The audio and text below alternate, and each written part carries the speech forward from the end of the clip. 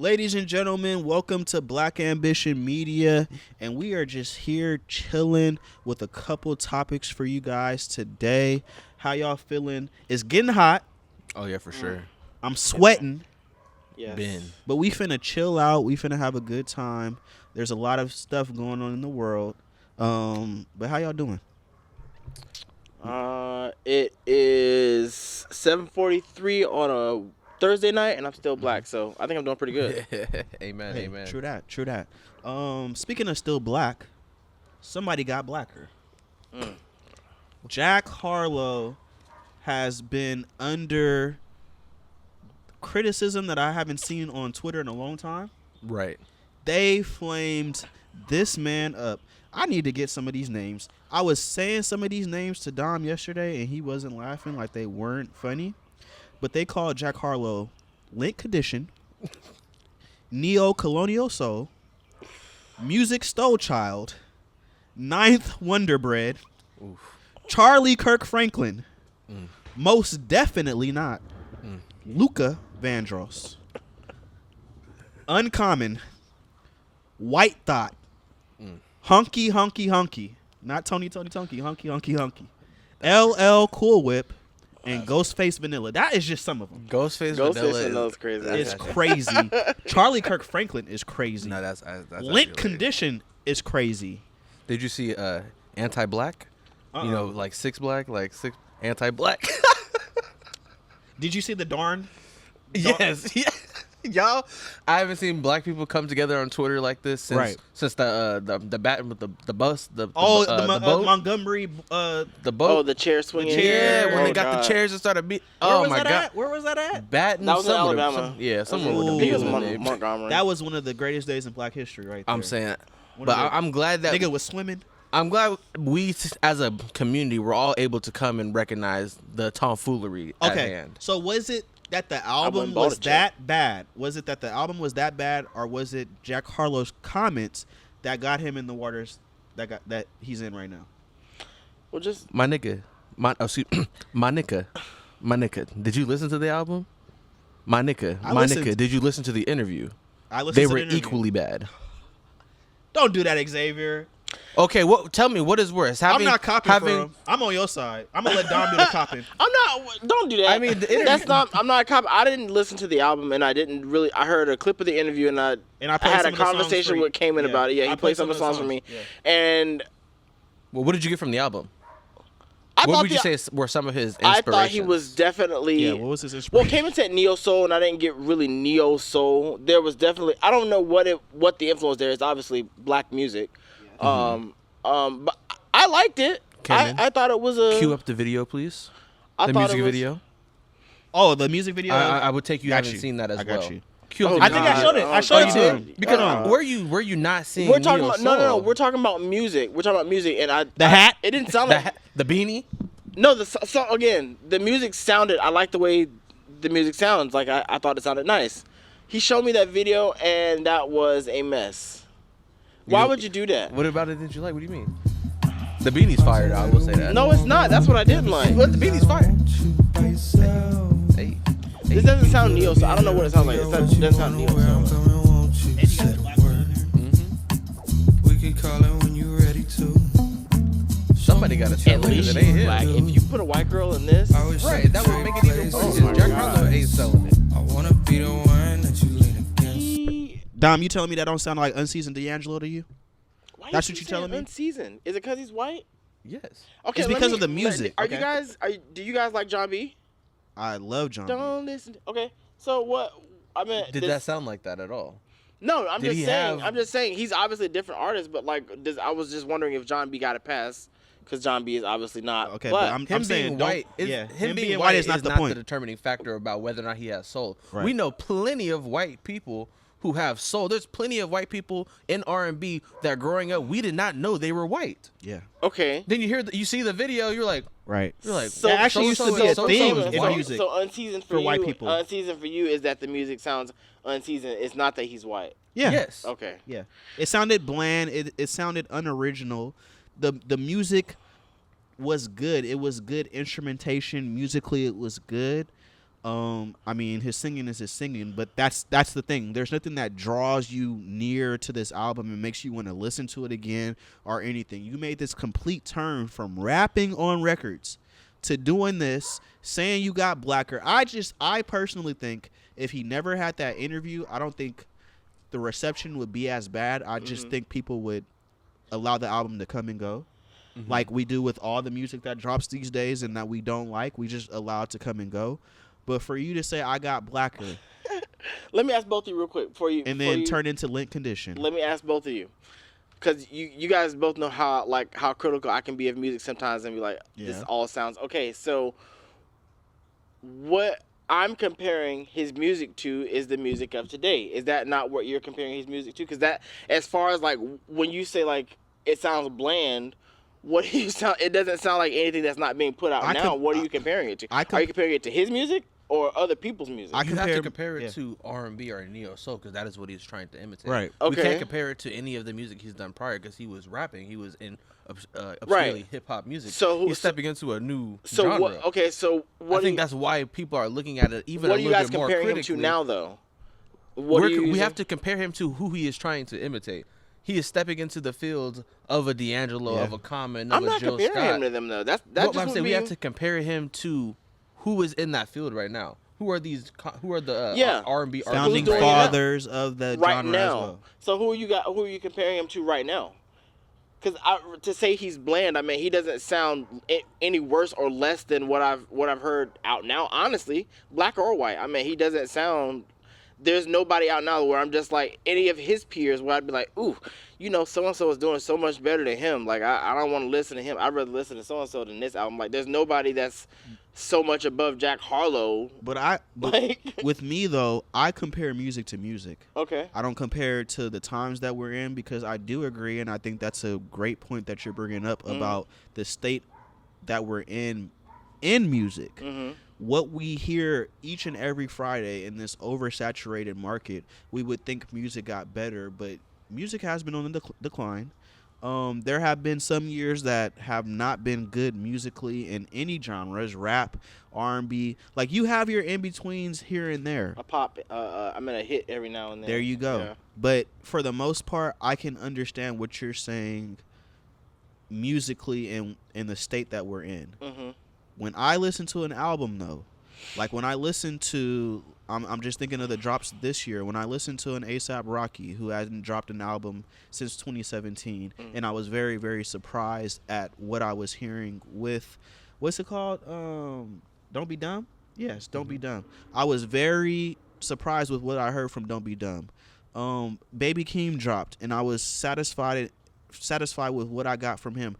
There are some acts today that have dropped. Alex Isley drops tonight. Are they and rapping? I can't wait, huh? Are they rapping? Yeah, they're rapping. But Alex Isley drops tonight. And I'm very, very excited to hear what Alex Isley has for people in store because she's very, very great musically in the R&B space. Kehlani drops next month. I am very, very excited to hear what Kehlani is going to provide to the fans musically because a lot of her fans have said, this is, Folded is all the acclaim that Kehlani deserves, but Kehlani's been killing before musically. So there are people in the landscape that I can't wait to hear albums from, and I'm not comparing it to this day and age sucks musically. I'm comparing it to what I love about different elements in music. You can still surprise me in 2026. Jack Harlow did none of that. Like, at the end of the day, Jack Harlow didn't give you a memorable album and then told y'all that he got blacker. I don't think he meant what he meant, but... Yes, he did. What else do you mean by that? The crazy part is, before Jack Harlow said it, the interviewer, he almost said it. You could tell he wanted to say it, and he was trying to figure out another way to word it. And Jack Harlow just, I'll just say it. Yeah. And he's like, oh, well. Would more urban be appropriate? No, that's just the sugar-coated way to say the same thing. Well, I mean, you can't, like you guys say he doesn't sound black, so I mean, don't sound black at all. What would you say it sounds like? What does it sound like? It sounds like a failing white rapper attempt to infiltrate a dying R&B scene. What genre? It doesn't. Like you said. Okay. Well, honestly, who are, other than Leon Thomas right now? Who are the emerging R&B R&B acts right now that are very popular. I can definitely see, because the interview in a sense was most white rap acts at this point in their career will pivot to either country, rock, or pop. But you doubled down and got blacker with this album, going off and venturing it with more rap, or venturing off with neo soul and R&B. Right. Neo soul was probably thinking of it as the safe pick right now, because it's like an open field. We don't have as many emerging artists in there. He's already a more well-known name. He is essentially trying to alleviate the Mac Miller field that people have been missing for the last 5 or so years. Because there's no way you can listen to that album and say he's not trying to sound like Mac Miller. He's 100% trying to imitate Mac Miller, and it's a failed attempt at that. But he is trying to emerge in a scene that is dying in a sense, and we can't just let him get it off with mediocrity, because ain't nobody else really popping in R&B right now. Would you say that it's and I'm really asking this question, would you say that it's really him trying to fill that space or replace Mac Miller, or could it be possible that maybe he was, because I'm assuming he is after obviously Mac Miller's time, could he just be influenced by Mac Miller, or inspired by Mac Miller, and whoever inspired Mac Miller, and because Mac Miller isn't the only person to have, I'm sure, whatever kind of aesthetic he carried.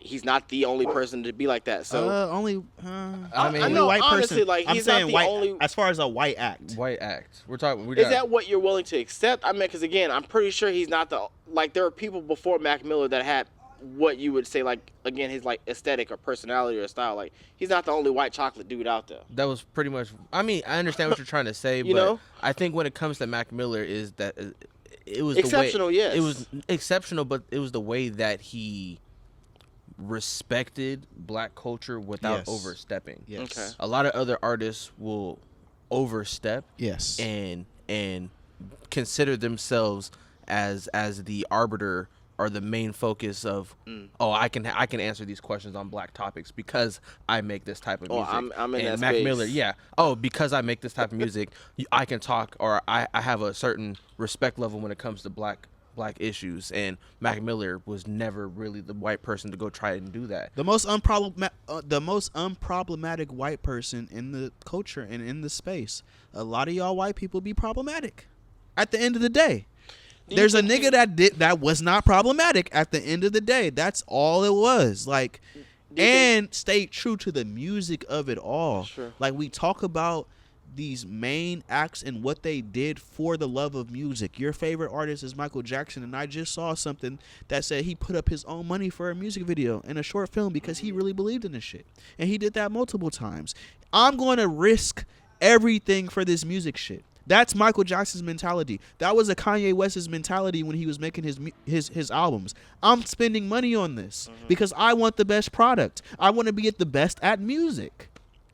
We're not in that day and age, and I think that's going back to your original point, an indictment on what we hear now. But we not letting a nigga talk about he's getting blacker, and then post that. My nigga, Monica. Do you think the attention, like, he gets, on top of that, he gets maybe like more credit because he is, like you said, the only white person that's in that space trying to do that right now? I mean, the title of the album. The title of the album. Maybe he just dating a girl named Monica. Overall, he just sounds like a white man who is too comfortable. Okay, so let me ask. He is too comfortable. Twitter in put this hip-hop space. Twitter brought him back. He probably has one too many black friends. Listen to too much Brandy. So are you saying that Jack Harlow isn't good enough to really be like an artist? In that space, no. He's not Definitely good enough. not. Yet. Is he like... Maybe he can get there. I don't know. I would say there's a much stricter criteria for R&B, neo-soul than hip-hop. Yeah. I feel like, especially in this day and age, you're able to get away with a lot more mediocrity in hip-hop versus R&B. Especially because we're able to consider R&B as more of a sacred space for black music. I've even heard black people talk a little bit more about in the midst of this, that a lot of black households, you were gonna listen to R&B before you listen to hip hop. The listen that a lot of black people grew up on is R&B. That's true. Versus hip hop. That's why most black people will know that Brandy and Ray J are siblings, and you can tell that Jack Harlow did not grow up in a household that was predominantly listening to R&B. So what was the issue with that? Well, 'cause I missed that. I missed that interview too. What was? Did he not know that they were related? No, he didn't know that. He didn't know. And that's not the biggest thing. Like Lil Yachty has said much worse than that about hip hop. True. Like, so I don't really consider that the worst thing. I consider his interview about how he listened to some R&B music and he considers that becoming blacker because he listened to some of our music. Yeah. And went into cosplay. Well, isn't he put on a beanie, dressed like Common, and now I became blacker? Isn't he friends with? He did everything but the blackface. Isn't he friends with Drake and stuff? And I can tell. So Drake gave him that coast. He's friends with Drewski. So I mean, can like tell. somebody's putting him on. I can tell he's been put on by the worst people. But if you went to Drake for let me make a neo soul album and let me go to Drake and ask him, that's completely out of line. I don't think them niggas talked.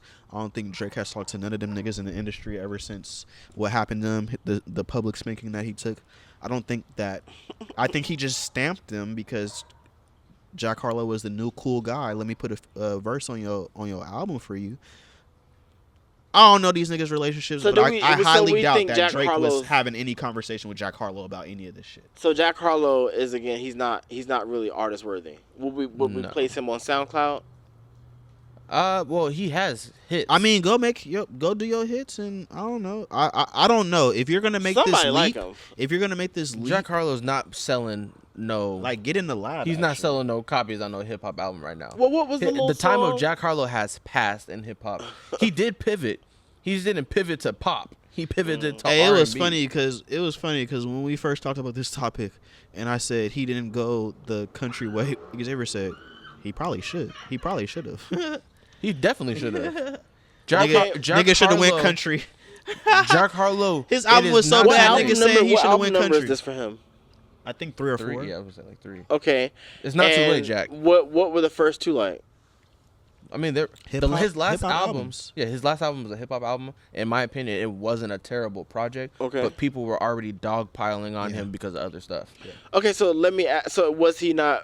Are we not gonna? And we getting off of Jack Harlow soon. Are we not gonna give him grace and be like, okay, maybe this was just a failed attempt at an R&B album and don't try it again? Or I don't think we can give him grace because people were already on the edge with him. It's like what we talk about with Roddy Ricch, like this is your last chance, and then Roddy Ricch didn't drop nothing. Wasn't he like a one-hit wonder?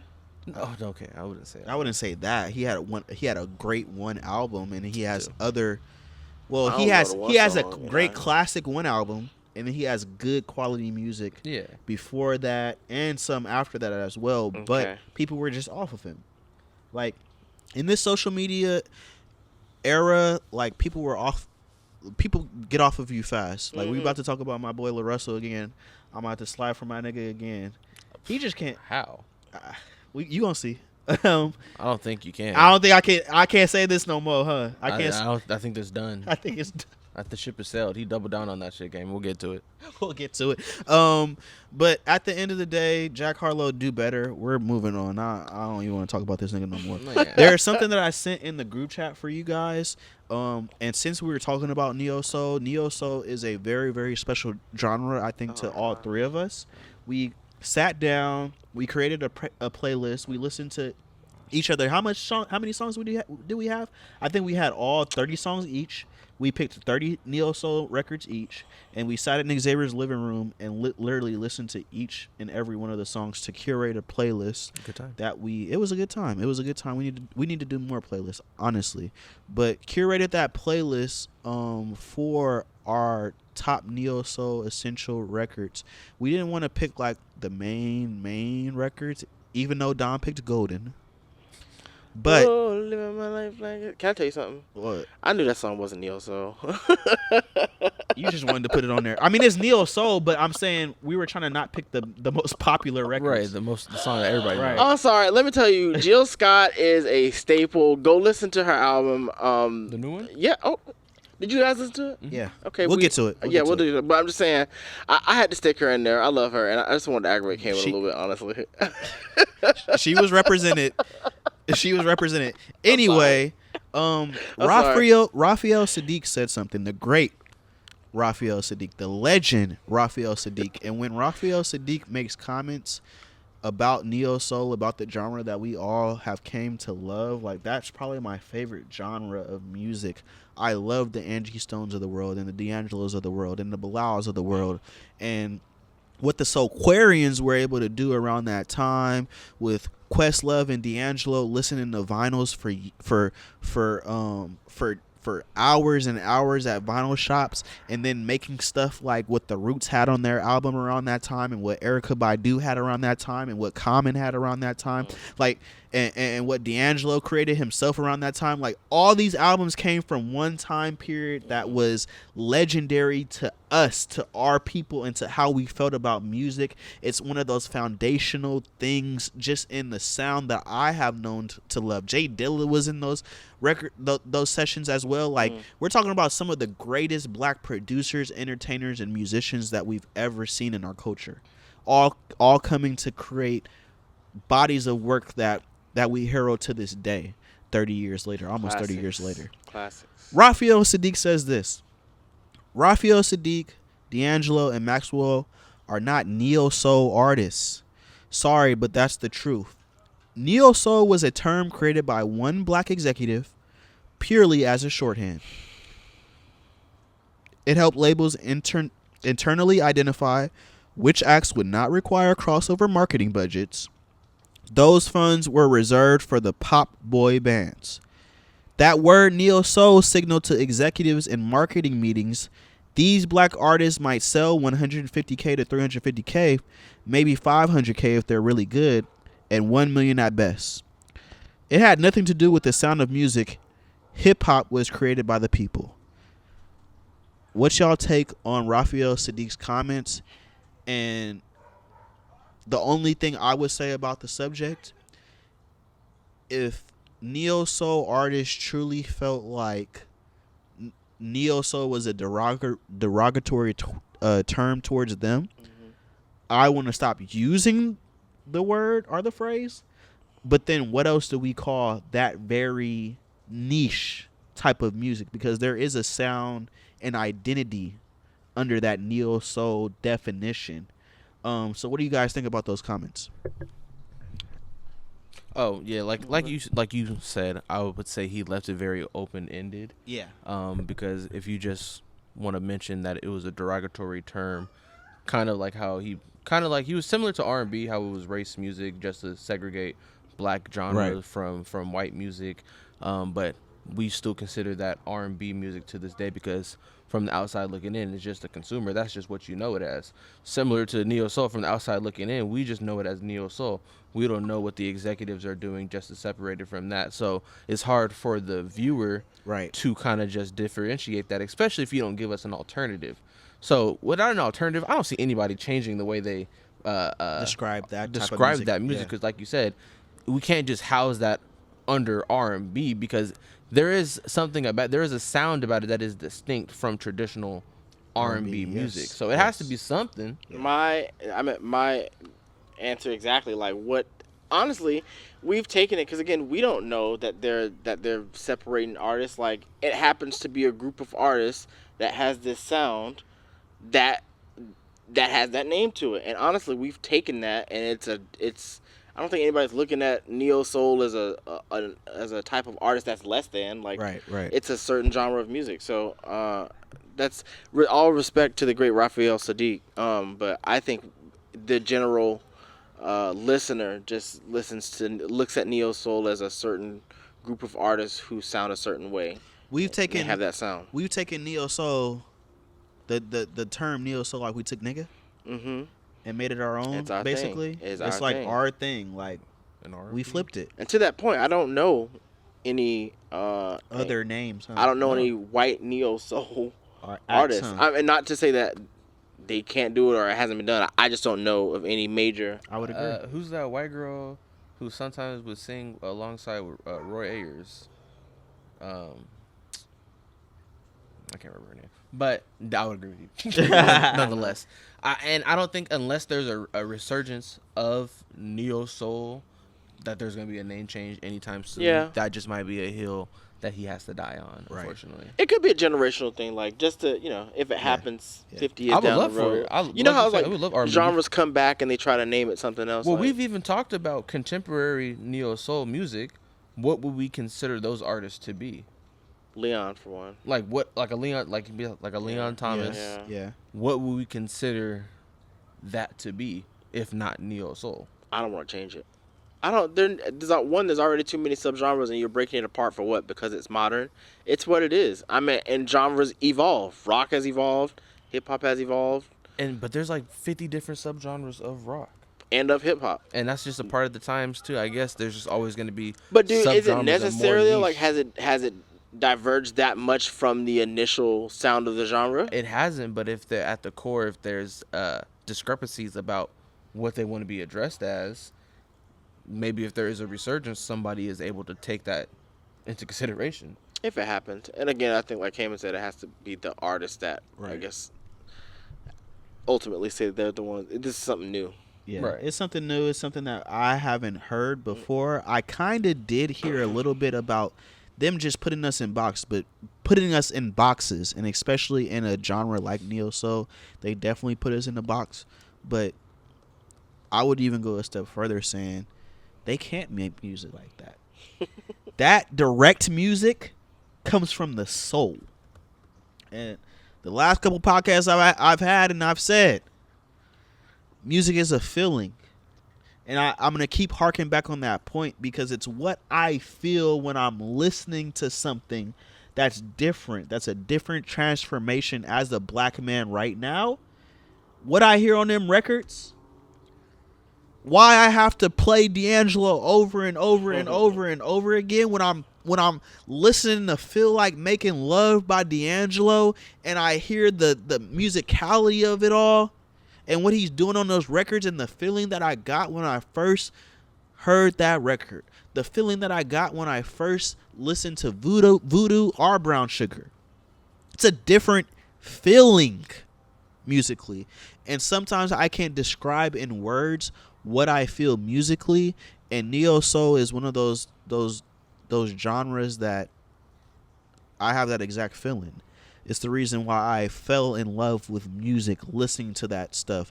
Like you were saying, a lot of black people were introduced to R&B and neo soul first before any rap. For me, personally, church kid, PK, gospel, and then a little neo soul and R&B on the side. And hearing those elements and hearing the neo soul elements so close to that gospel sound that was my foundation, and coming to love music was gospel music for me. That's what was being played.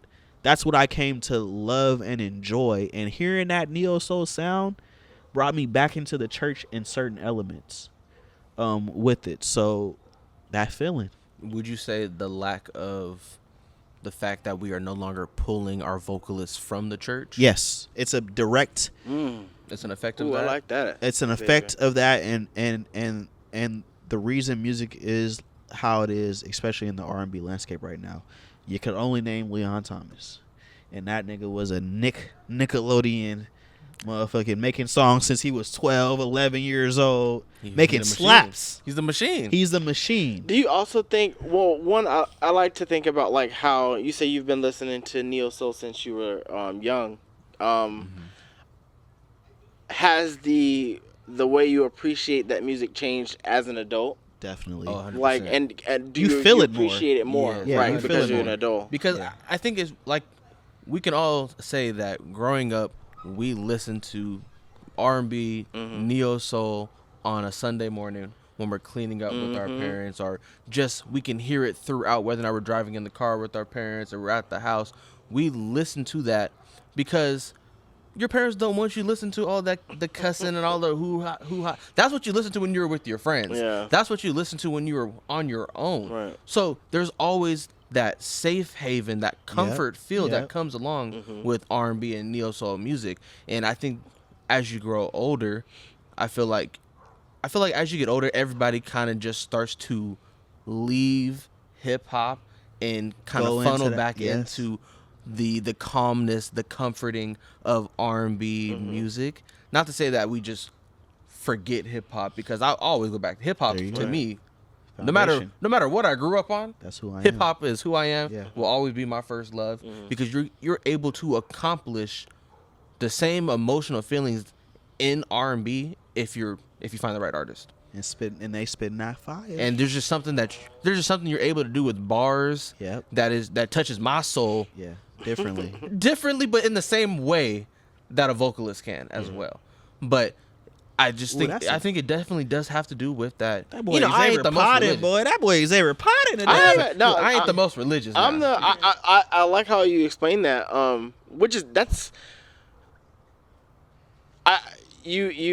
God, you articulated that feeling very well, because Yeah. that's how I feel about R&B music. Like, there's a feeling that can't be accessed for me by hip hop, which is understandable. I mean, everybody clicks the music in a different way, but I like there's really R&B. Like, there's a certain access point with that music that can't really be achieved with any other music. So that was he did that one. He potting today, boy. Point. He potting today. That was good, yeah. Moving on. I think it's time. I think it's time. I'm scared of him. Then we'll get to Disney, cause you know, Disney. Oh, you didn't like those Raven comments?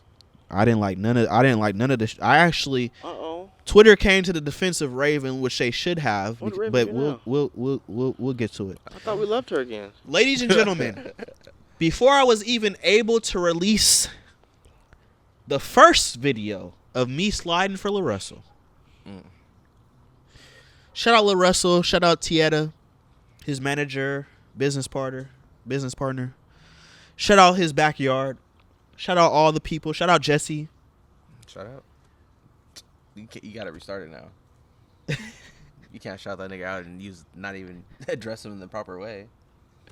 You gotta restart it now. You gonna send the dogs after us? You feel me? You gotta restart the shit. I'm coming to slide from my Vallejo brethren. There's been a lot of critique. People been killing him on social media. As they should. And there's a different energy that you have for somebody that comes from where you come from. I have great pride in the city of Vallejo, in the Bay Area, in the foundation of who I am. When you're talking about music and falling in love with music, you fall in love with the things locally that has caught your eye. Bay Area music has been very influential. When you was talking about that Ohio versus the Bay with Cabria, I got very defensive. But I got some cards. I got some cards in the back pocket about what we have done in the Bay Area to influence a lot of y'all that a lot of people don't know about. Tupac was here. Master P was here. Oh, we got to call your friend, too. We said 20 minutes, huh? Yeah, I forgot. So right after this topic, we'll go to the game. Topic? Yeah, right after the We're top. But I got to slide from my Vallejo brethren right now. This is a 707, ladies and gentlemen. Hey. 707, stand up. LaRussell is under a lot of criticism. Let me play the video. I don't even like playing this video. Sometimes you have to know, and I think LaRussell is the best at this. LaRussell has garnered audience just off of social media. Right now, I am not understanding. Maybe it's the Vallejo in him, nigga. We stand 10 toes down. That's why none of y'all comments affect me. Y'all can say whatever y'all want in the TikTok comments. Y'all can say whatever y'all want in the YouTube comments, nigga. That doesn't affect me. I'll stand on business. I say something about basketball, nigga. I know what I'm talking about. Maybe that's the 707 in me. But sometimes you gotta know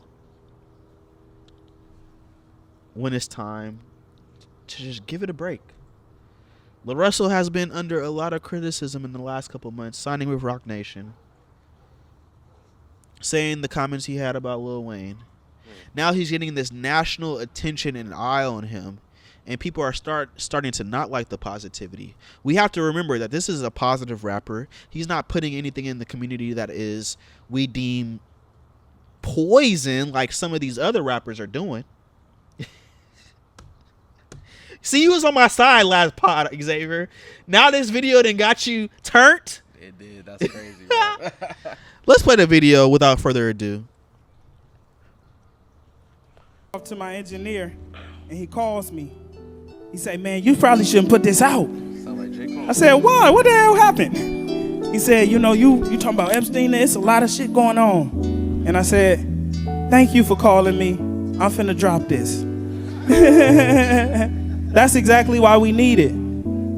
Because everybody sit and be silent.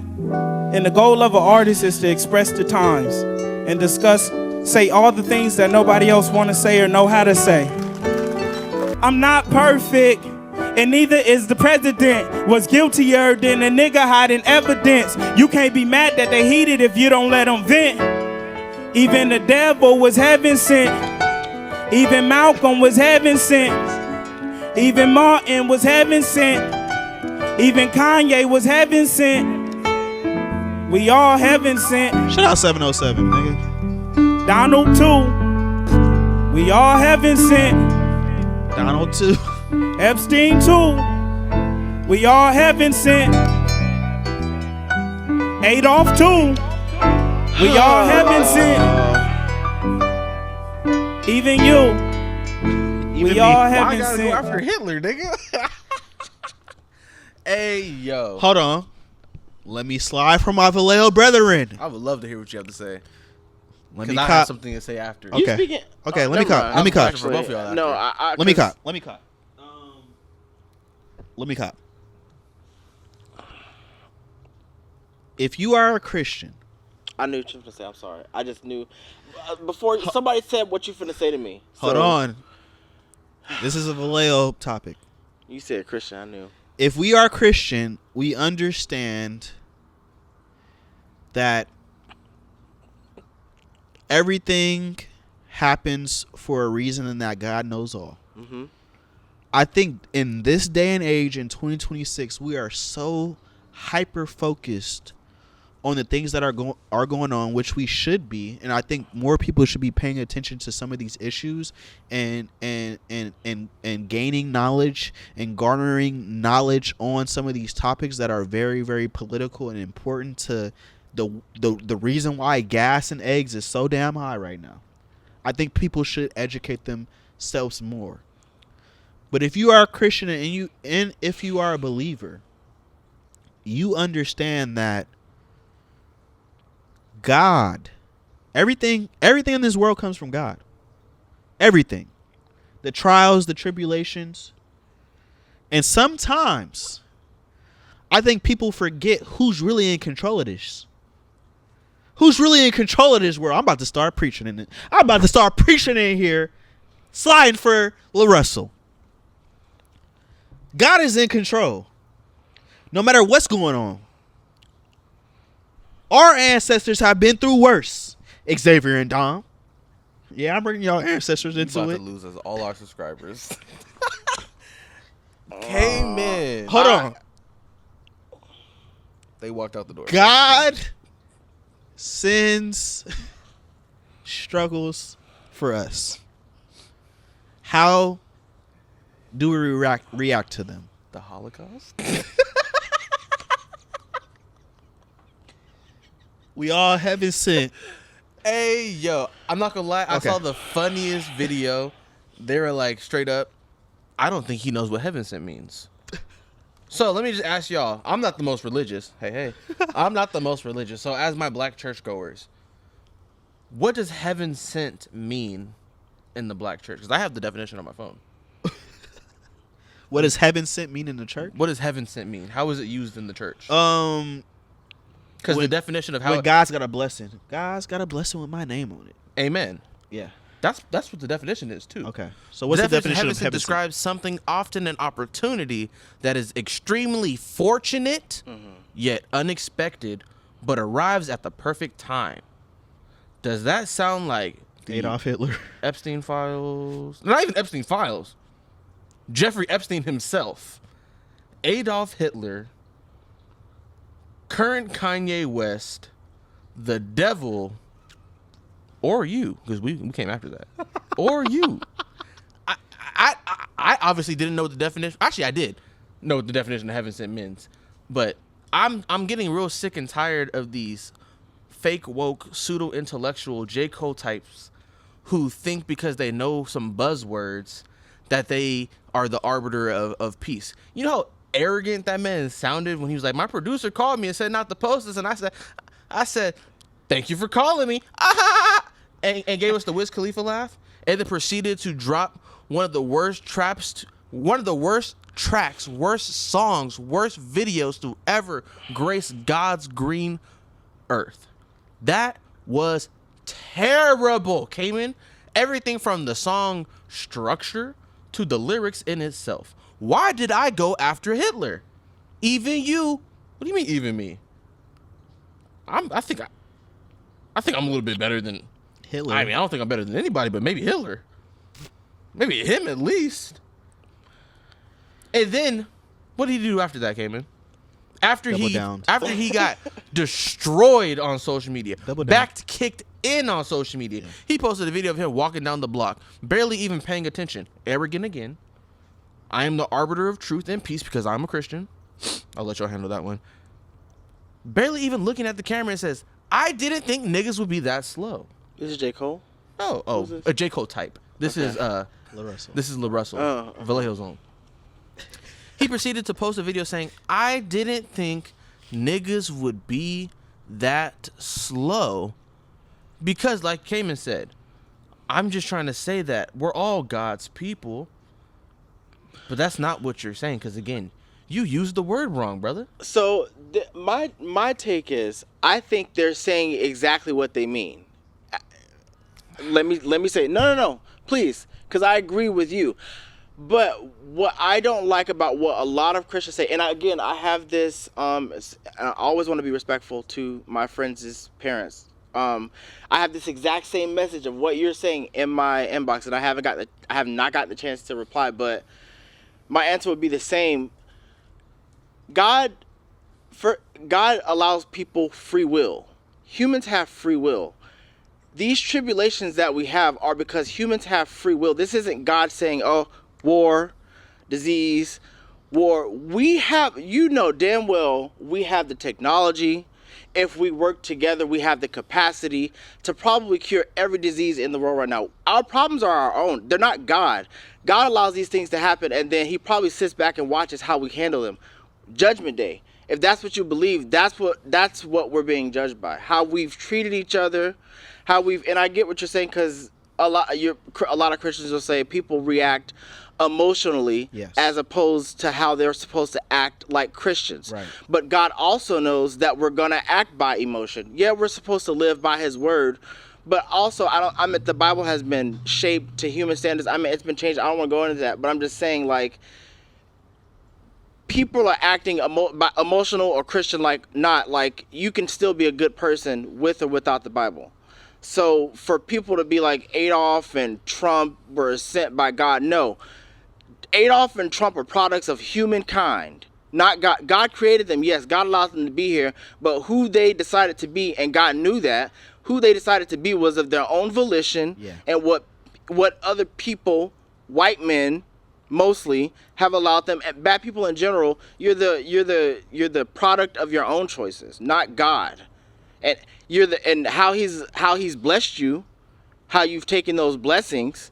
You wake up every day and you choose to be a bad person. He's allowed that, but obviously there's something there you're supposed to fix. And I don't want to preach, but I'm just saying I don't like when Christians. So I don't agree with you there. Like, I don't like when Christians say that God does these tribulations. You're doing that on your own. People have free will, and how you manage that free will, how we treat each other, that's our own. So whatever he's saying, you actually killed that point. I think that's a very, very impactful point. My biggest thing with LaRussell, and yes, I'm doing, like, we're from the same area, and I think LaRussell has been a great inspiration for me personally. But I didn't even know this nigga was a Christian. Based on some of the things that he has said in his music, I didn't think he really believed in that. So for him to cop the plea and use this and stand on business, and I saw what Tieta posted as well, his manager, business partner.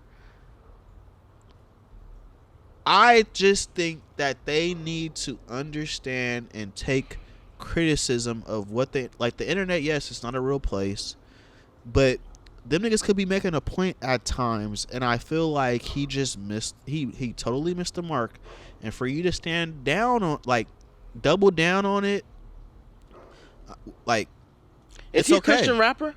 No. He doubled down on it and called it a slug. He's a Christian. Yeah, he's not. yeah. So he's not a Christian rapper. No, he's not. Not of his as of yet. That man joined the Rock and started And wilding out. Are his songs? He's positive. Are they preachy? He's just positive. Yeah, he's just positive. He's just like, oh, Right. do better, be better, Yeah, yeah. we're better. Yeah. He's a positive guy. He's a kid bop rapper. But How old is he? He's probably like 31. 20. Oh shit!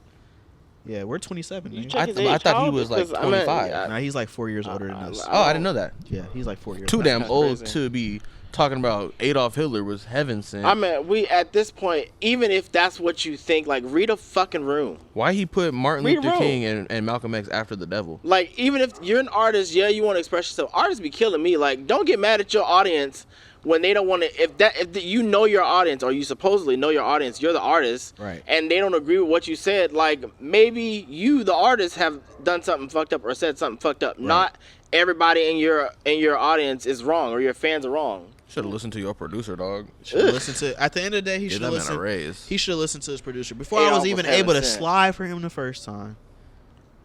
Yeah, what's your take? Would you agree with him? I don't. I just tried to cop a plea for him because he's from the same city. He had an opportunity to get back in good graces and doubled down I mean, on but it. I see what you're I honestly saying. don't feel like he's gonna be able to recover from that anytime soon. That man If he doesn't dropped ex- a if he backyard. doesn't Did you watch the explain what they reaction? say. Did you run that video back and look at the reaction of people in the crowd? yeah. People paid to be there to listen to him say, "Even you," after he just got done promoting Hitler, the devil, and Jeffrey Child Toucher Epstein. You should have said Jeffrey Epstein was created by God. We all know If- if you believe in God, we all Right. know we're created by God. But But Yeah. instead of it just being like, okay, I should have worded that a little bit better.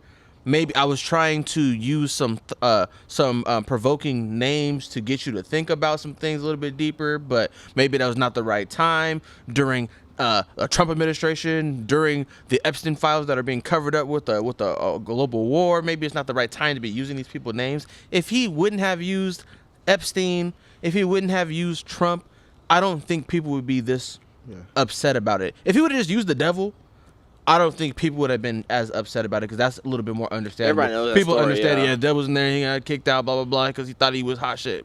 We get it. Now he's hot shit. We get it. that's honestly But something he shouldn't have said. if If he wanted to share he that included point. some of the worst people. It Why are we should have talking been a about discussion. child rapers Not right just now? Y'all want to hear him cop a plea? He just did a interview. Y'all want to hear what he said? What he said? Lord have mercy. I don't even want to listen Everybody, to this this. is why I don't everybody think it's does gonna not get deserve a any- microphone. I don't Everybody think does not that's deserve what a they say about microphone. us. World, and he also That's an created opinion. a Even a lot of you? people That's for my whatever shit right reason there. it Even feels you? like are off put by the heaven sent song. I think people mistake what I'm saying for me like being complicit. They think it was me showing support and being complicit in his behavior, and that's like the furthest thing from the truth. You know, any nigga who know me, I think niggas like Trump and Epstein deserve the worst. Niggas who do this know when you start writing, like, words come to you. You know, this isn't like an intent. No one sits down like, I'm gonna write about Epstein. It's just like what comes to you, and then that realization was like, damn. God made a nigga like Martin Luther King who did so much and changed the world. And he also created a nigga like Epstein who was like the lowest of the low. And it was just a realization to me of like, damn, free will. You could go either way in this world. And it's not just them, you know, like that's why I believe this outrage is fake because niggas. I'm gonna say before he gets deeper, because we're gonna have to talk about that as well. But that's the main issue. There is no confusion. That's just not what heaven sent means. That's just not the definition. You're including Yeah. you're including people like Trump and Hitler as a part of unexpected but welcomed blessings. They're not, because that's not what the word means. So now you're doubling, tripling down and calling us slow again and saying that, oh, people are misunderstanding me and with being complicit with their acts, but that's not true. I think they deserve the worst. No, nigga. You just don't want to recognize that you messed up. Take accountability. You messed up. You said the wrong thing. You didn't go. And he could have said that. He could have just said that right now. To know the definition of heaven sent. Right. He could have said that just right now. You know what? Heaven sent meant something different than when I was writing and stuff like that. Like, I get what he's saying. You record and stuff comes to you and all that. That's great. And I get it, Cayman, because I'm dyslexic. Yeah. He thinks heaven sent means sent from heaven. Be the one sent from heaven. That's not what it means. You can't just whoop whoop. You can't Keisha Cole it. You can't Keisha Cole it. You can't just make up a definition. You can't Keisha Cole it. Heaven sent don't mean sent from heaven. It is an unexpected but welcomed blessing. I don't think any of us welcome this nigga Trump. Or unless he like played around in his song, if he was, because that how he's using it would one make him ignorant by the very definition. That is ignorant. The lack of understanding or not. That's not the definition verbatim, but that would be ignorant. And if he just doesn't understand the word, that would make him illiterate. Like if he can't, make the word. So I mean, are you ignorant and illiterate? No, I'm just saying by his understanding and how he's taking the word and using it, that would be the very definition. Yes. Let me get my illiterate of the word. Let me get my Vallejo brother 58 more seconds. We know niggas who murderers, serial killers, and we like free them. We know niggas who pimping and sex trafficking, and we like free them. Niggas uncles and they daddy. All right. Who we saying free? You were talking about 58 seconds. What do you mean? Stop him. Put him. Get his hard drive. Cayman, you was begging for these 58 seconds. Run it back. I can't. Run it. Free them. I can't. Free LaRussell. Put the clip back on. I can't. What? Cayman, I was he going? Shout out Vallejo, yo. I want to hear it now. Where was he going? I want to hear it. He got the jersey. I want to hear it. Where was he going? I didn't like see Trump and Epstein deserve the worst. So I would say a lot of people, for whatever reason, it feels like. Take me through that. Who pimping and sex trafficking, and we like free them. Niggas uncles and they daddies got and it's like free them. Right. But me saying, damn, God made me and he made this sick ass nigga is a problem. That's not me being complicit. People have every right to feel however they feel, because there's even people who are like, I understood what he was trying to say. It's just, why say it? But it's art, right? Yeah.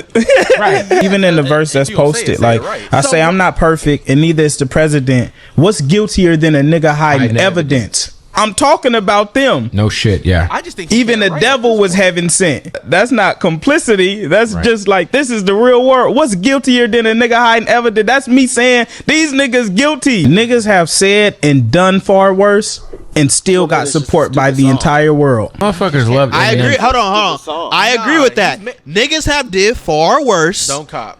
Niggas have did far worse than LaRussell has ever done. This nigga is preaching positivity and all that, and we're finna sit here and talk about LaRussell. You're not talking bad about these other rappers in here. I'm not talking about bad. I'm not talking bad about a nigga from Vallejo, sir, that's preaching positivity when y'all niggas, sir, co-sign bullshit. At this point, he's preaching ignorance. He's saying his song is about saying, oh, God. He's not saying that they are blessings. He's saying God made me. God made Hitler. God made Trump. They're bad. That's a stupid song. And that's not what he was saying. He's trying to backtrack. I agree. Biggest backtrack of the 21st century. Because if that's what the song's about, you cannot write. And it's redundant. You're ignorant. And you're arrogant for dying on this hill, because that is not what heaven sent means. You didn't need You've to had use those ample people as time examples. to look up this word by now. You could and realize it doesn't mean that we You all come from God. Could have used That's George not Bush. what it means. You could have used George Bush. Oh, he could have just used anybody else, and Hitler. it wouldn't have been this big of a deal, because people wouldn't have been like on his back. But from you to go to Malcolm to Martin to put them in that's what I'm saying. devil. Like, no, from devil to the Malcolm to the Martin. Martin, that's crazy. you better not. Like, come on, stop. Yeah, stop. LaRussell, take some writing classes at this point, because it's just seeming like I can agree. It's I not funny. understand what you were trying to say, From a but that Christian doesn't point of view. excuse what you said. Yeah. Because what you were trying to say is not what you were said yeah, at all. I agree. And you refuse to address the fact that you fucked made a up. mistake. Yeah, you you fucked fucked up. up. At the end of the It's day. how the mass All right, received let's it. Not everybody received it like that. Off my Vallejo, brother, bro. Off my Get on Vallejo. You go over there with him. Get on that nigga. Heaven sent. Sacramento. You want to call your friend now? The game posted some or I don't know if it was the game. It was somebody else posting some screenshots of the game. Did he? that's what it Obviously, was. did he say red rose, right ceiling? If not, I don't think it was the game. It was the game. It was the game. I think this pickup line was very clever. You got the pickup line? Pull it up, Let me so I get want to have it ready so I can ask her. Let me get it right now. Let me get it right now. What are we asking her if it's gonna work? If that's a good pickup line. Multiple women have exposed their DMs with the game where he uses the same pickup line. Some things never change, apparently. Some things never change. Hey, if it ain't broke, don't fix it, right? Dom's calling somebody Does it right do a now. Speaker? Just put it on. Yeah, and put it towards your mic. Like he ain't changed his look. He ain't changed. Hey. So we're calling you, Cayman. What's the situation? Why are we calling my friend? We're calling your friend because the game used a pickup line on multiple women, and we're trying to see if it's a valid pickup line or not. Okay. Like, would it work? So- Would it work in the DMs? So yeah, I don't want to say no names, but so we're seeing if this pickup line used by the game. You know the rapper, right? The game. We're seeing if this pickup line he's used on multiple women would work on you. So I just wanted to call you and ask you. Okay. So I guess the initial message sent by him would be D3. What's your reaction to that? D3? Yeah. A question mark? Okay. That's normally what they saying, right? So the line is, "Oh, my bad. I thought this was a vending machine. I was trying to get a snack." That boy cooking. He called her a prostitute. Does that, first of all, is that line good for y'all? I like that line. I didn't think it was the worst. It's like, I don't- it's not, it's cheesy, that's what it is. You said it's cute, but would it work on you? Would you be like, "Okay, what's up?" Probably. Oh, girl. Ask her if it's because it's the game, or would that work for Is it- somebody who doesn't have? Would that Yeah, work? Would that that work money. for a regular boy, or was that? Is it just because it's the game? I think it would work if it was just like a regular dude. But Ugh. it's just like, it can be just, I mean, you have to have some, like you're going to click on that person's profile, and if you think they're attractive, you're going to answer, right? Oh. Ask her. So, if the pickup line involves a vending machine, Okay. does he have to take you to a fancy restaurant for the first date? How does that? What do you mean? He called you a. If the he called you a pickup bag of line chips. involves a vending machine, does he have to take you on a fancy date on the first date? And it also, I feel like, Those don't. He called you a bag of chips. They're not exclusive. He Yeah, said but just he- because it's he said- food. He said you are a Rice Krispie Right. treat. now if he was like, oh, we're going to go get something from the vending machine, that's it. What are Yeah, you? you're a What bag do of you? chips, like- What are you expecting from a man that uses that kind of line? Like, That kind of line. Why are you saying it like that? Like, what that's are a you? good line. Are you expecting much out of a nigga like that or no? Oh wow. Damn. I'm expecting it, like, if he took his time to come up with something cheesy like that, like, I'm expecting him to do, more than just, like, a simple date. Oh, okay. Wow.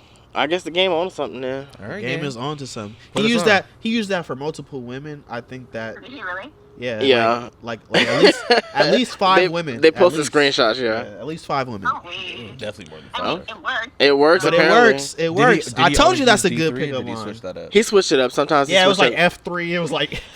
Okay, Oh, thanks. did he use the letter of her name, or was it? All right. Thank you. Yeah, we want to see if that line will work. Apparently, it does. I'm glad I took up my gym time. All All right, thank you. right, bye-bye. Yeah, I like that. I like that. Yeah. All right, game. It works. I think that's a good line. Yeah, it was definitely not the worst line I've ever heard. Well, now your audience. I mean, if the girls sit in your audience, they're not gonna. Have you ever heard any bad lines? Or what's the worst line you ever That? used? You don't think that was? You It thought that was. was? Oh, you think that's a bad It line? was cheesy. Ugh. I But don't cheesy's think not it's- I necessarily. mean, it works. bad. Apparently, I Cheesy's just not think it's bad. cheesy. I think Yeah, girls but like cheesy It's guys cringy sometimes. cheesy, not like Is ooh it? cute Because cheesy. what else you Get you in say in the the door. DMs? Like, What else you gonna say? What's wrong with hey, what's up? That don't work. A girl's not answering no hey, Yeah, what's she up. don't got time for You know how many hey, what's ups a person sent in today? Right. A girl's not responding to no hey, what's up. Right. At all. But they responded to D3? Hey, I like that. I like Hey, that. Sometimes you gotta be a little. God. little risque. Does the did it hurt line still work Did it hurt? when you fell from Oh, heaven? God. Nah. Does that still work? I think that gets you put on a registry. Right. I was using the Bible at one point. I think What's that the also Bible? gets- Oh God. After LaRussell, that might get you put on a registry. PK. What was the line? Heaven sent. What was the line? Heaven sent. Even you. Even you. What was the line? You. I think it was a Bible verse. I don't remember the Bible verse, but it's talks about beauty and stuff like that. That's And I said, look up this Bible verse. You used to give her some homework? Yeah. All right, what if she, It's so always you. It worked. going into that? It worked, Going into ladies that, and you know gentlemen. she's Christian? Does it only work on Um, Christian girls? It may. Watch out for the PKs. Mm-hmm. Anyway. Yeah, I know that Bible. Anyway, What's the moving verse? on. I like that. Shout out No, game. ain't no verse.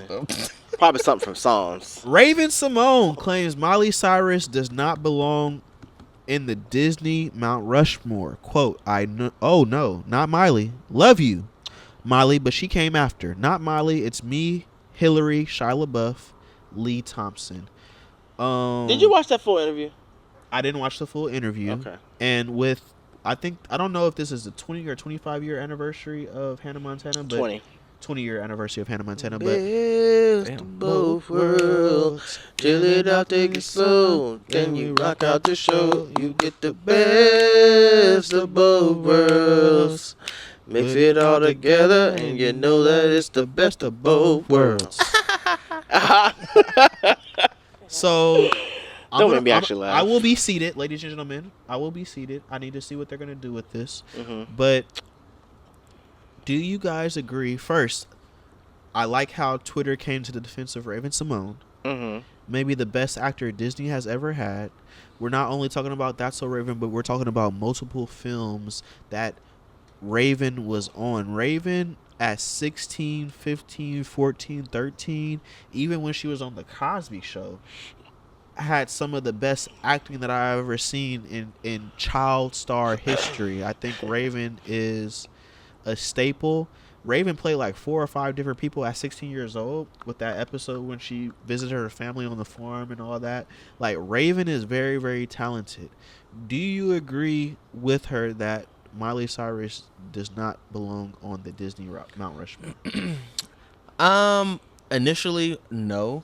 But after listening to her explanation, I understand where she's coming from. Yeah. And with that, I can give her that. I can give her that plea. Will Miley Cyrus be on my Mount Rushmore? 100%. Really? What's yours, Mount Rushmore? You Oh, only got okay. 4 names, nigga.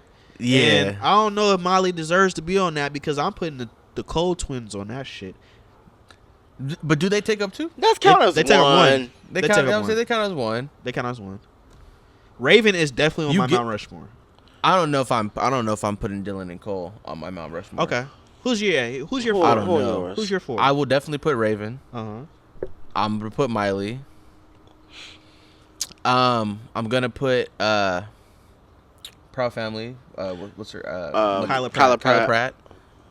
Okay. Proud family. That's a good one. I think I am a hating ass nigga because I probably do have to put Dylan and Cole on there. But I think that is because we are just a little bit older. We maybe don't remember as much of the early original Disney Disney's- Channel. I do. With Dom can speak to that. So I think that's really what that change is gonna make. We are on that cusp of that whole new Yeah. era that is probably still encompasses a lot of that. Miley Cyrus. What did you say? Hillary? Who else you said? It's got you guys. She said Hillary Hillary Duff. Duff. Hillary Duff It on still hers. encompasses I all of did. that, I but- did. You I guys did are, watch it's, and Hillary it's Duff. 'cause Shia you- LaBeouf it's 'cause Shia you- LaBeouf. you I'm guys are putting a generation Shia behind. and Lee Thompson. Oh wow. But I'm not putting Hillary. Ooh, Hillary is a good Yeah. one though. Hillary's- a really good so one. Lizzie McGuire was a staple. Mine is first of all, I agree with Raven, but she did say her Mount Rushmore, and it's that generational thing. Right, so right. I'm at Yeah, I feel OG. that. Raven is first, absolutely on mine. Hillary Duff goes up there. I did love Even Stevens, the one Shia LaBeouf was on, but I don't know if he'd be up there. Raven Hill. Oh, Miley Cyrus is on mine. Gosh, maybe. You got one more spot, We right? only got a 3-spotter. I don't know. Damn, I might have a 3-person Mount Rushmore. I'll say I agree with Dom. After 3, I think it got kind of. I can't think of Those are my. Are y'all not going to talk about Brenda's song and how she was in multiple roles? She had Wendy Wu, Homecoming Warrior, and she was on Sweet Life and Zack and I was Cody. about to say what she did. Wendy Wu, one original film. That was a great film. Which is a great film. But other than that, she played.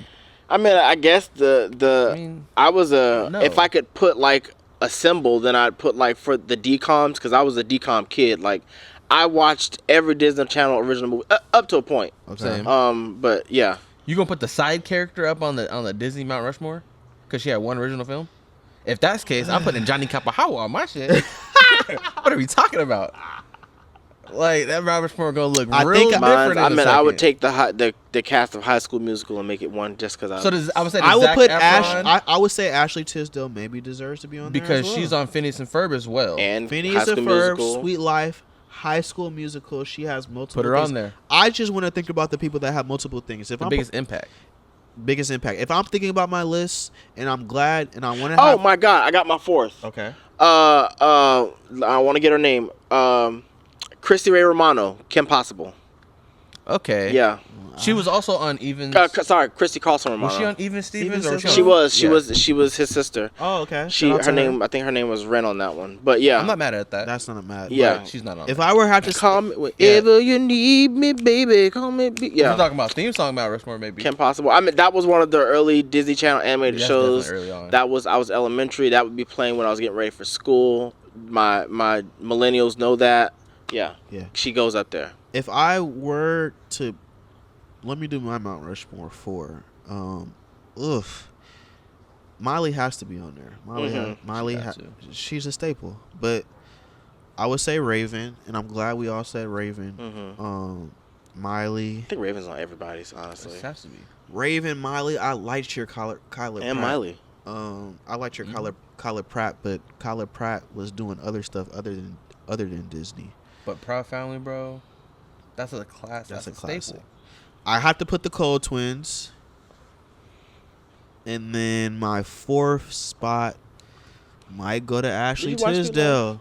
Yeah. My fourth spot might watched go to it. Ashley Tisdale. Yeah, I'm glad you brought her up because She's Sweet Life. yes. Phineas of Ferb. Yes. She's certified. She's certified. And I mean, Different I would also- roles too in characters. Right. She was poor in Sweet Life, and then she was Sharpay in High School Musical. Exactly. Range. Range. I Range. want But fabulous. I love for Raven to put on for Jet Jackson, like, and Famous Jet Jackson. Uh-oh. shout out to Raven for putting on Jet Jackson and letting that character not be forgotten, and just addressing the fact that he is the father for a lot of the media that we want to see represented when it comes to Disney Channel. 1000%. Talking about he was the first to do the double life. Right. There would be no Hannah Montana. There would be no Miley Cyrus. But that is definitely some OG statements to say. 1000%. He You also can't have- voiced the you can't original have this Static without Shock. Ooh. You kids know that? You guys didn't know Well, that? hold on yeah? now. What? I might have to put him on my list. But Static Shock, that's not Disney. That's DC, but yeah, Yeah. he did do the. If that was on Disney, Then you would he's on my thing. That's for why sure. Kyler Pratt didn't make it, because 101 wasn't on Disney. Phineas and Ferb, I think. What? 101 wasn't on Disney Channel. Kyla Pratt, you said, but she was Penny Proud. Right. Yeah, I mean, yeah. And they had a but- film. But You was I'm talking about Brenda Plus songs. More. He was talking about Brenda songs. Penny Proud. She had Plus More on Disney. What do you mean? Oh. She had a movie and a side actor. What She else did did Dr. Kyla- Dolittle with Tyler- with- Tyler Dr. Pratt, she did Dolittle. Dr. Dolittle with Eddie Murphy. She did I Dr. think Raven did a Dolittle. Dr. Dolittle too. I'm not. No. Did she? Ooh, how do we forget Cheetah Girls? Anyway, Yes. Yeah. Mhm. I mean, I didn't forget that. That's Yeah. why she's on the. that's why she's on the list. I want Who to. else from there you including? Toto? I want to talk to you guys about Oh, the snap. greatness of Raven That's a Raven Simone. What do you guys think about the greatness of Raven Simone and what she displayed at such a young age as one of those staple actors in Disney? That how big That's So Raven was, how big the Cheetah Girls was, how big Xenon was. Like, Raven is that girl. Being in that period, like growing up with that stuff, I meant that was it. She was in Xenon. She got That's So Raven after Xenon. Yeah. But you knew her face already because she was in the Cosby Show. Yeah. Man, growing up, she made that period. First of all, I remember talking about this in another podcast we were doing, but a core memory for me where my mom was hardcore laughing because I was the Disney watcher in my house. A core memory for me is my mom watching That's So Raven, and it was the episode where Deborah Wilson. I don't know if you know Deborah Wilson. She's from Mad TV. No, she wasn't the mom. Her name's Crystal. God, I can't remember her last name. But anyway, they were doing the episode, and Raven was in the spa, and like she was in her antics and stuff, and my mom was like gut busting laughing like she was watching the episode of Martin. Like, and that was how I viewed that show because That's So Raven was hilarious to me.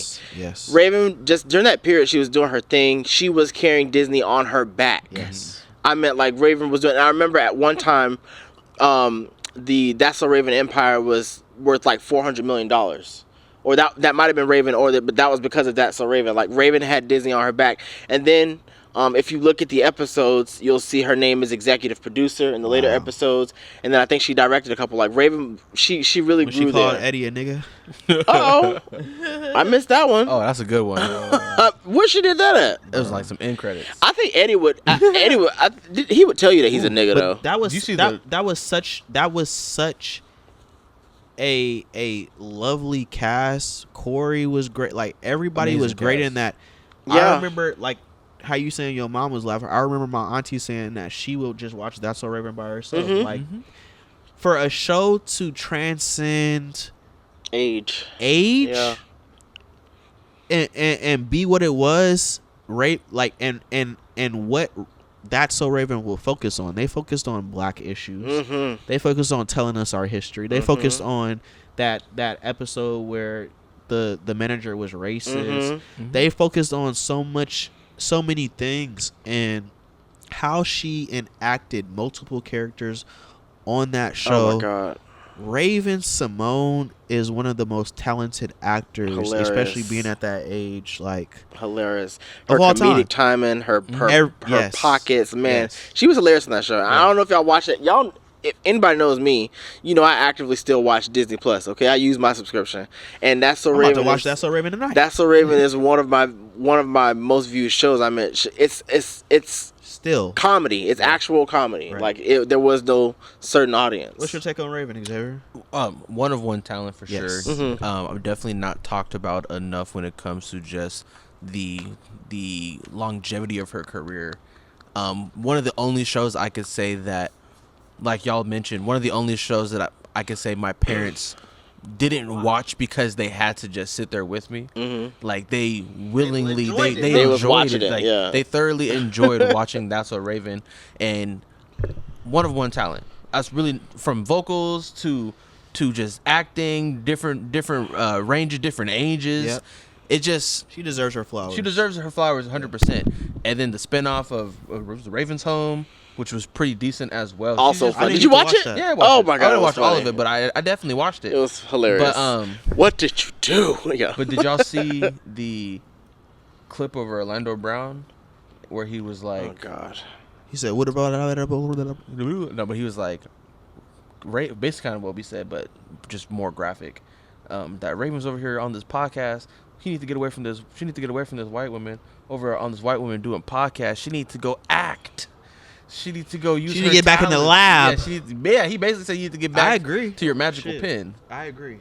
But she's been dealing with a lot though. Yeah, no, Personally. I'm I saying, agree. And life is it's crazy. not in everybody's heart. Life is crazy for people that were child actors. I mean, she has been on a T. Like, do you remember her in Cosby Show? It would be points where it would just be her and Bill Cosby, and they would have a dialogue, and she's carrying that scene. She's carrying that scene with Bill Cosby. Crazy.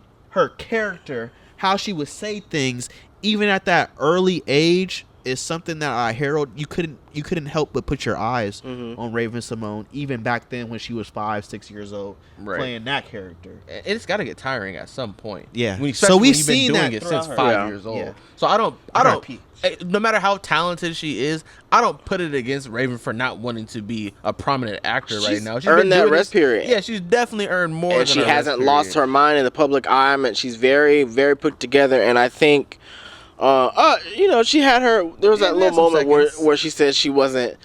She said she wasn't from every continent. She wasn't black, or she wasn't a black American. Oh, she was just American. Did you hear her Africa take? Oh God. She said she's from every continent in Africa. Well, that was back when she had the dreads. Raven. I am from every continent in Africa.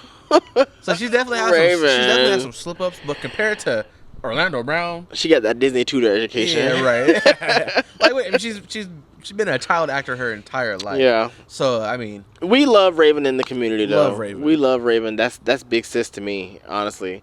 I mean, yeah. I'm about to go watch some That's So Raven tonight too, because that shit is. Would you include her, like when you're just talking about the great women actors? Would you include her in that list? She goes in my favorite like sitcom women comedy. Yeah, Raven-Symoné goes in there. I mean, I could give you episodes, and it's not just That's So Raven. I mean, again, like she will joke about her own music, but again, as a Disney kid growing up, I listened to her music. She had some songs in there. Double Dutch Bus. Not double. That wasn't one of my favorite. You hate on Double But Dutch backflip is in my back. You know backflip. I wanna see you backflip, cartwheel. Don't be cutting Double Dutch Bus and the Cheetah Girls. And Cheetah Girls, yeah. I don't know. Yeah, Raven is a staple, and I love her. And Disney's still making money off of her to this day. Raven's Home. I'm surprised you watched Raven's Home. That was. I had to see. Raven's a goat. I had to see. Yeah, you want to find out what's going on. Not expecting her to be a dog groomer or a dog. She make clothes for dogs. She was doing everything. She was still like trying to get into the fashion industry, but she was doing like all the side jobs. Not my Raven. I get you trying to keep her grounded, but get my girl executive. She was struggling. Should have been popping. I liked it. What you mean she making clothes for dogs? I liked it. I'm mad her and Devon didn't stay together. I was following the storyline and everything. No, when they brought back Devon, oh yeah, I remember watching that with my girlfriend. We're like, dang, like it really just brought us back. Like, yeah, that's just one of them shows. Iconic. I wish it was I wish I enjoyed it a little bit more than like a Coming to America 2. Yeah. But wait, what? You enjoy Coming to America too? I said I wish I enjoyed Raven's Home a little bit more than I enjoyed like a Coming to America 2. Yeah, because that was not the. I'm confused. You saying you like Coming to America 2 better? No. He's saying he didn't enjoy none of that shit. Oh, that's what he's saying. No, It's not that I didn't enjoy it. It's just like who needed it. I thought Raven's Home was it was good. Funny. It wasn't as funny as That's So Raven, but it was funny. It was good I liked it. Y'all ready to have a Tyler Perry conversation? Ooh, what we saying about FD Signifier released a 3 to 4 hour video about Tyler Perry.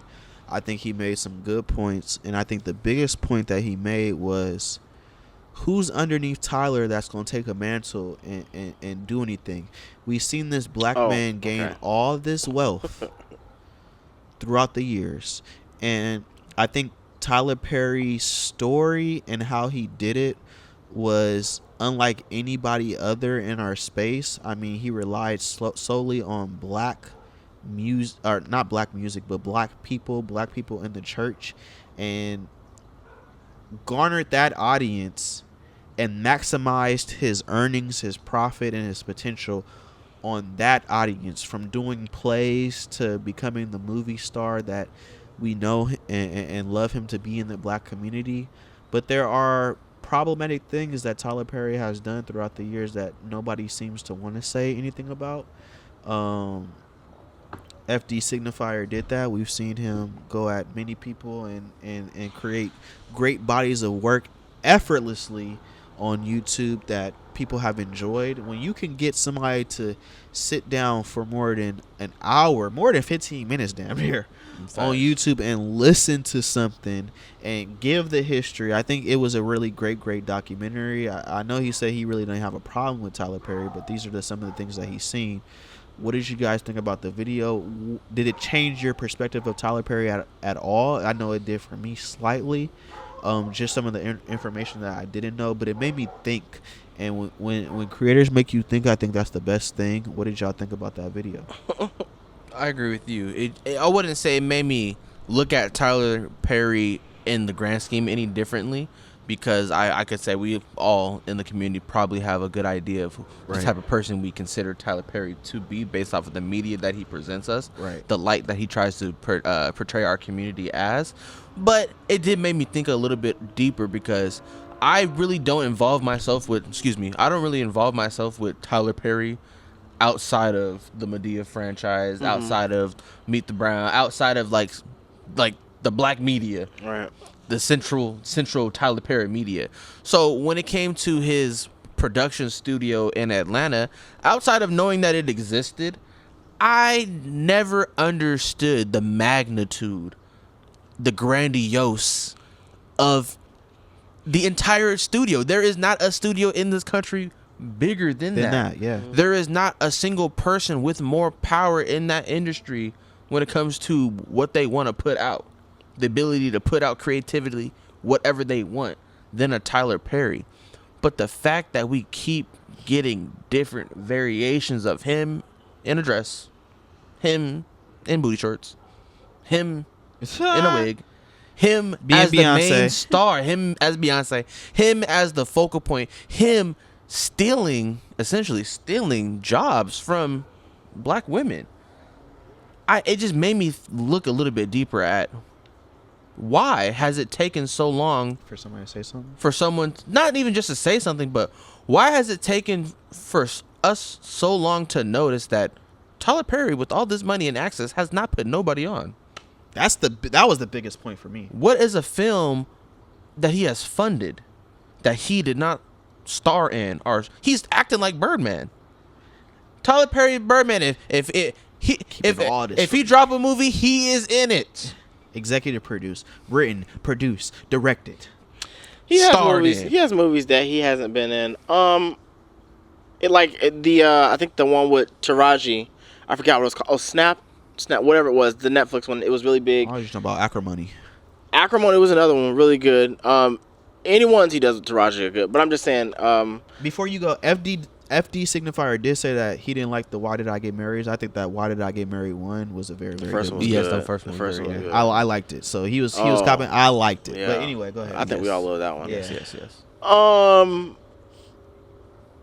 Gosh, I lost my spot. Oh yeah. Taraji. Huh? Oh, you're Taraji. Oh yeah, those movies are great.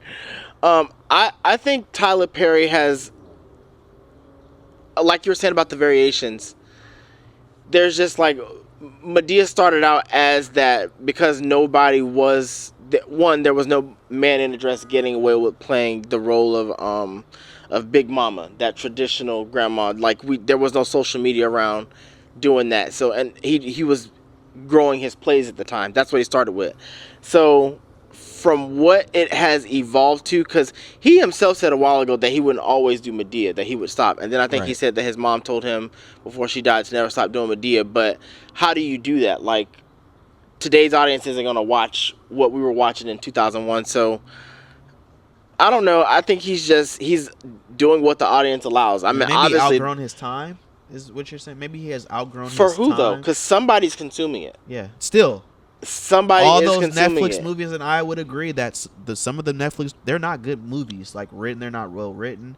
The scenes go on for and way is it too by long. today's standards? Because I mean, honestly, I think people like my grandma's still around. It's got to be that audience. Look at the target demographic. I would say young people it's gotta still be eat that them. shit up too. Really? Yeah. But maybe white people. Maybe I think like Tyler Perry gives the black experiences to what white people would think like the black experience would be. Yeah. I'm not too big outside of I know the original plays and stuff, but so it's like Blackish.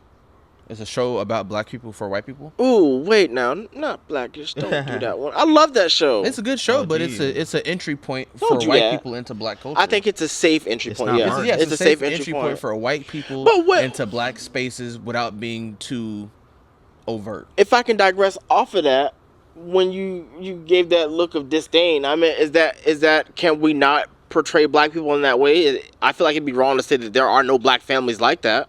But that's all he portrays black families. And that's as. the Kenny thing. Bears? If you don't, you're saying Blackish. Oh, I thought you were, no, I thought we were talking about Oh, you said Tyler Perry. No, okay. Yeah, I That's thought what you you're were talking speaking about of. Tyler. No, I mean, I I would say you is can there- portray that way, But but that's if that's the solely the Mosquitoes only are- way, right. yeah. And we can't just. That was a mosquito, wasn't it? No, I know. Well, but you gotta. Put your hands off There's me. at that level, there is intention behind your choices. There's a reason why he chose that particular type of black family, because he knows that is a safe entry point for a broader demographic. Black people will watch it if it's good, and it's safe for white people to come and learn a little bit about what black people got going on, Okay. without it being boys in the hood, Yeah. which white people still enjoy in some know. sense. Like I do commend the black man for It's always an adventure for them when they watch those kind of for creating what he did, but it's just good points on who else have you put on as this black creator when you're still a part of the culture. You're a main focus of this culture. You created these Tyler Perry Studios, and you invited all the black people to come and herald and see what you created. Who else are you putting on? And the only other person that you put on that kind of co-wrote or something, like, you fell out with. That's a problem. It's a major problem. And like you, I watched that Tyler Perry doc. And that Tyler Perry doc motivated me because at the end of the day, this nigga got it out the mud. This nigga was living in his car, sleeping in his car, doing whatever he needed to do in order to get them plays popping. And he finally got an artist and garnered an audience. And those were black people that he garnered and got in those seats. It has never been no, now maybe more than ever, it's a white consumer base like what we're talking about. But that foundation of what these Tyler Perry millions and billions was created off of was black people coming to those plays and black people coming to those theaters to watch Diary of a Mad Black Woman, to watch Family Reunion, to watch some of those staple movies. Why Did I Get Married? That came out, and Tyler Perry did his thing, but when are we going to start asking for more from our black celebrities? Right, because the horse is dead. Tyler Perry, you've been Then beating beat that shit for years. Yeah. To the point to where now it's just looking like you only view black women In a way. in one singular way, as a damsel in distress who always picks in her against her self-interest, doesn't know what a good man looks like, and only enjoys being the butt of the joke until she is saved by some handsome. Well, I don't want us light-skinned to man. look completely. He does show women in power. I mean, he does. Tyler Perry shows plenty of women in power. I don't watch his stuff, but you see the clips. We gotta research that. He does show women in power, but it doesn't seem authentic. Like any of his portrayals of black people don't seem authentic, and that I will agree. Like it seems very, very TV-ish Now. and that's a poor excuse because there have been well executed black families in TV, and Tyler Perry just doesn't seem to ever really get. I mean, maybe he got them in there somewhere. Even the plays, they're plays. Well, what would you say has been the ongoing trope related to Tyler Perry films throughout the years? Bad wigs, bad acting. That of course, but I would say that it was more so that It doesn't. It feels white. The way that he portrays black women and dark-skinned black men, as the villains. Dark-skinned black men as the villains, light-skinned men as the saviors. savior. Dark-skinned black women as masculine and aggressive, light-skinned black women as the businesswoman or damsel in distress. But now he beat that horse to death. We understand that might be the reality for some people, but you do it for so many times over so many years, it looks like that's all you think these people are. But we're not looking at Tyler Perry. There's no way you're telling me he spent all this money, got this big ass studio. But that's what I'm saying. He's still beating that horse. Is Tyler Perry the problem? Because Tyler Perry is the businessman, okay? Yeah. He's not stupid, obviously. There's an audience that's consuming this, and I mean, are they the problem? Because he's just giving them what they want. I think it's old people who don't care. I think it's both. It's got to be old and maybe. When's the last time you watched a Tyler Perry? I have. But I'm saying some young people I think with his shows, looked at Destination. Oval and the Office, people are intrigued by what Tyler Perry continues to drop. It's somebody, young people, you're watching Tyler Perry TV shows right now. Xavier. And he said he's even said Who came in? we should look up and see who's. Cause I mean, like he's even said that he's like I know who my audience is. He knows exactly who his audience is. He has to sit on business on that. He's a businessman. He has a studio. So I'm not saying that like what Tyler Perry is doing is great, but I'm saying he knows his formula. What does Tyler Perry's stuff come on? Well, it used to come on BET Plus until they. What's Oprah's thing? So who is still watching? Yeah. It is on BET Plus, right? Who is still? Would you say is predominantly watching television or BET? Who pays for OWN? Or Oprah's OWN network? subscriptions. Who would you say? White women. Old people. White women. White women. That is his audience. Old people and white Probably women. the And would you majority, say I would they agree. have the majority? Yes. And would you say old people and white women would have maybe An obscured view. the most? I know what you're saying. The most, I know what you're saying. I need a lot. I have the biggest, highest expectations for the quality. They're already setting their of the goals. media I'm They're consuming. They're stuck in their ways. Right. I'll tell as you, other I people. watched that new episode of Tyler Perry's Sisters, and it was a mess. I can hear it. Linda doesn't think it's funny, but I think it's great. And I said, "Is that how black women argue?" Oh my God, it's just like Megan at The Office. But I think it's good. I would talk to those ones. I would talk to those ones. No, I don't want to. That's who I think watches it. Dog pile on Tyler. No, I mean I don't mean to not. We dog pile on don't Tyler like either, though. the output of what Tyler Perry does. Not to say that somebody doesn't. Not to say that he is not successful. It's just that I don't think maybe the people or the. It sounds like we, the children now who are watching that stuff when we were younger, can understand it in a different light now. People who were already adults and were taking it in, because we've had experiences as opposed to what he was putting out in his work. Right. I also disagree with FD Signifier's point about the Medea messages at the end. I think it's probably some of the best things that Tyler Perry does. He was saying that most of the time, like when Tyler Perry says you have to heal and take accountability, and he said there's really no repercussions for the black man that have committed acts, like when in Big Happy Family she was raped and he was kind of telling her to let it go and love her husband and stuff like that, and he was saying there was no repercussions for the black man. I think a lot of times in life you don't get to have the most times in life there is no repercussions for the man.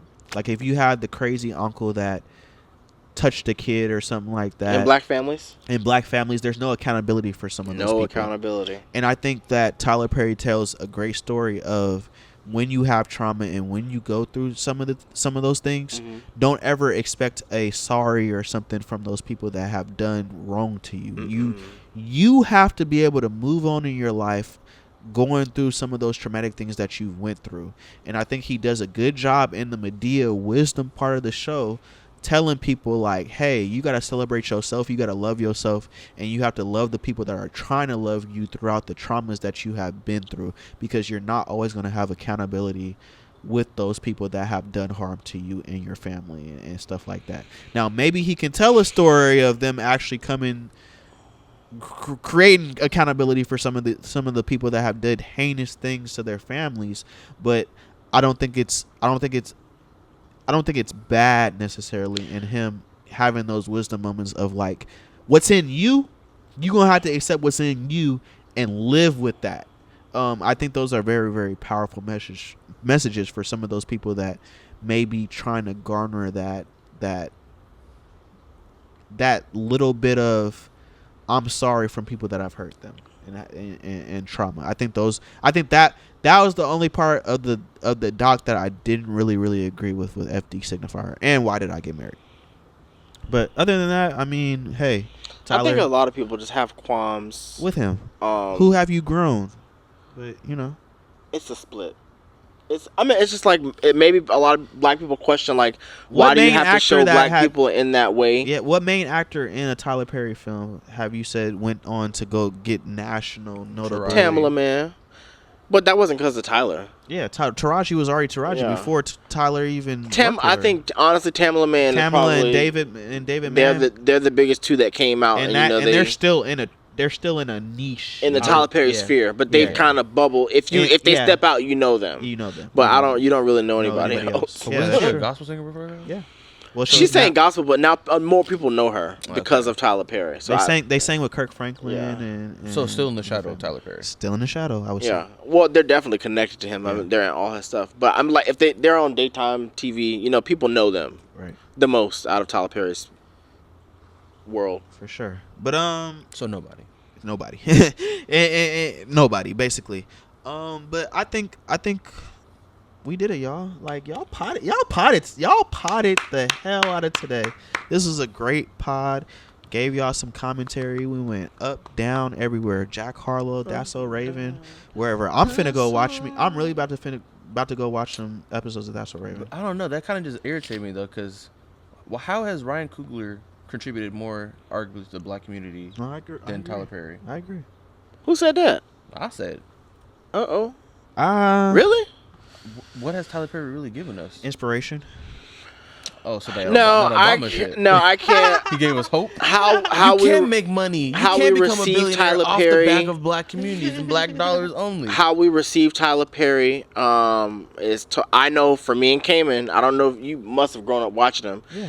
Me and Cayman refer to Tyler Perry all the time. I mean, he is a staple in the black community because again, at that time when I was growing up, there was no Tyler Perry. There was nothing like it. Right. And to watch those plays, even sit through those long-ass songs, I mean, that was a part of the experience. And that's why we can memorize it today. I think a lot of black people were exposed to theater shows and stuff that way because of Tyler Perry. Yes. So that's a whole... He's influential. Exactly. Yeah, I've seen those plays and stuff. It's Tyler Perry. It's the same shit we're still watching to this day. It's just not better production, barely.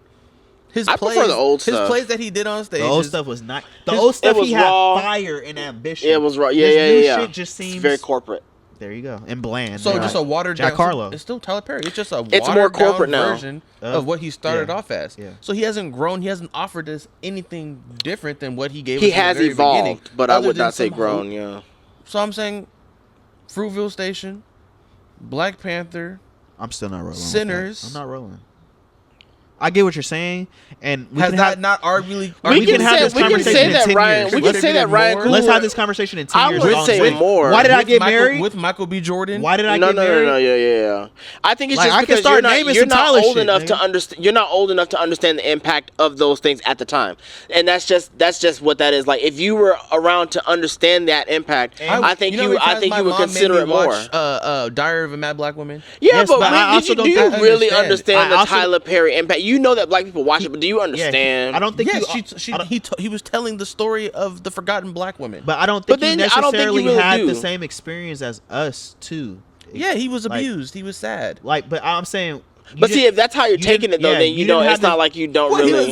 What? Because I'm not crying about it. Exactly. No, I'm saying what it meant to black people and why it resonated with them that way. Honestly, I don't think people. I mean, Fruitvale Station was an impactful movie, yes, of course, but I don't think it resonated with black people the way Tyler Perry has. I'm sorry. I would argue. You don't think Fruitvale Station? I'm not saying that it's not more from the Bay Area. I'm not saying the story is not more important, but I don't think it has resonated with black people in the culture the way Tyler Perry has. En masse. Yeah, it's called too much for you because it relates to you because it's understandable. It's too much for you because you understand it relates to your everyday life already. What has Tyler Perry given you like that? It's a feeling, Xavier. I'm telling you. It's just, I think me and Dom had a different experience, especially having to be engulfed in the black church and what that did for niggas that had to be engulfed. We're talking about Tuesday night Bible study. We're talking about it connects to more than just connected to us and a lot of people in the black community differently. It can't be niche if it's the black culture. I guarantee you, we could go to Walmart, we could go to any store right now and ask a black person of age, of course, what Tyler Perry means in their family or how they connect to Tyler Perry, and I guarantee you they'll sit and tell you, we sat and watched it with family, and maybe I know for my family, it's forced open discussions about things that would normally end families, black families especially, be swept under the rug. So Especially I mean, that early shit. yeah, Early shit. Oh Was, yeah, and it was again a lot no. of his early work, and I'm not saying his stuff now because I could care less for it now, but a lot of those stage plays and even a lot of his, like when he started doing his movies, they were impactful They were just the same. Them movies was I don't know. impactful. And I could not, I would not go on a limb and be like, would you do you connect more with?